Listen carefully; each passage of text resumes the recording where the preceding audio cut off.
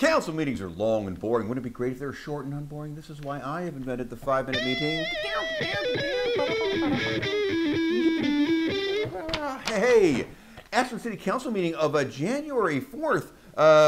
This one was re-voted as council president, and the school board bond money discussion, where the planning department is taking crazy fees from the schools, is postponed until next meeting. It's supposed to happen this meeting, and then the public forum. The 5G lady said thanks to everybody for considering looking into changing some codes, whatever that might mean. And then the new city manager, he is there, and he said he's working with the finance director about transparency on budgety things and stuff, and congrats to the city staff for all the great snow removal. That's a good point. That's a good job. And then consent agenda. Baseball Little League banner. Approved, doy. And then the Climate Policy Commission said they were submitting a document commenting on state climate draft of the public language. And so this one rewrote that document. And then this one said, he goes, hey, the new wastewater treatment plant, that really affects the climate a lot. And this one said, she goes, this seems mostly about transportation. And this one goes, elderly people need in the hills need help getting into town. And this one goes, well, this is just requested language changes for state climate rules, all approved, blah, whatever. And then land code amendments. Wait, public forum started. Red beard guy, he showed up and said, hey, make sure affordable housing can be encouraged in this new E1 zoning. So here's what I'm thinking. This is what this is. This is about allowing more first floor, multi-story, mixed-use buildings to be residential. This is specific to the enterprise zone, which is mostly between Hershey and A Street, but it's a couple other spots. And right now, only 35% of the first floor of a multi-use thing can be housing. And some builders said, we should make that 100%. They can make $1 bazillion, 100% residential. And so the planning department said, how about we'll go 65%. And you know what? Let's also remove all density requirements.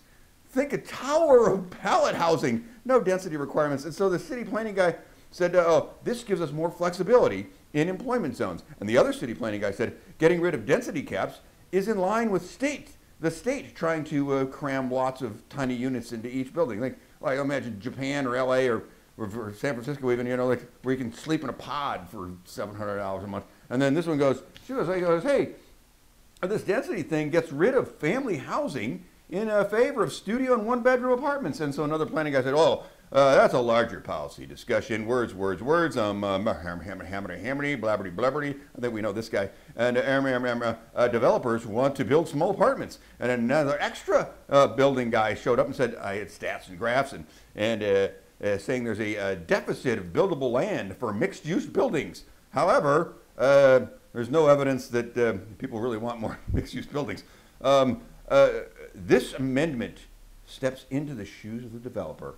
Ooh, that's telling and scary. And so this one says, hey, are there less companies relocating here because we don't have affordable housing? Or is there less affordable housing because there aren't enough companies relocating here? Ooh, chicken and egg right there. And the other planning guy said, we did the transit triangle zoning and found a thing, and then found that requiring low-income units made builders just not build multi-story mixed units thing. Surprise, developers make less money off the poor. What a shocker that is. And then this one goes, she goes, what's up with that transit triangle development? After this new code ordinance, is anything being built there? And the other planning guy said, absolutely no building is going on there, thanks to that code change.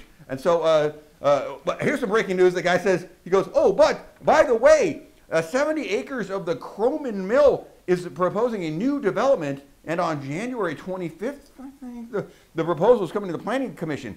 And that came out of nowhere, I think. And I've linked to it in the YouTube in the description, because I think it's pretty fast, pretty important stuff, and pretty fascinating and great, maybe. And then this one goes, I'd like staff to add some add some median income requirements to the code amendment. And then this one goes, I move we go forward with the presentation of this whole proposal and we can have public forum and discussion and tweaks and make amendments at that time. And this one goes, I don't want this to encourage more unlived-in condos. And yeah, who lives above the Pony Expresso anyway? That's a good point. And then vote 5-1 to approve. She's against it. And I don't say this every day, but I think this one nailed this one. I don't know what I'm saying there. And then approval of wastewater treatment plant work. The city public works guy showed up, and there's 2 proposals for this council. And he said there's a contractor approval for the UV wastewater upgrade and the overall installation contract. So the system uses UV, ultraviolet light, right, to help treat wastewater, and it saves $20,000 in electrical costs a year over the system, and it would get a $60,000 rebate from Bonneville Electric. So the first piece that cost $100K, and then the second piece cost $1.6 million, and this stuff already must be budgeted and has been argued about because nobody said boo about it, and there's no discussion, and it's all approved. And then the finance director said the first supplemental budget. This is a normal thing, supplemental budget. And she said, we received 6 new grants. So this shows, this thing she showed them, I didn't see it, where those 6 grants and where the money will go. And it was all approved. And what was it? Oh, I had to go look on the website and figure it out. It's $3.7 million in grants. And I think everyone was expecting, but because it couldn't be written in the budget until it showed up in our bank account. So maybe that's why it wasn't a big deal, but so it spreads around all the money, but most of it, $3 million, is going to the tap water pipe supply. That's the Medford water that comes from Talent for us. So, well, like I said, all approved. And so, but that was the end of the meeting. You're welcome.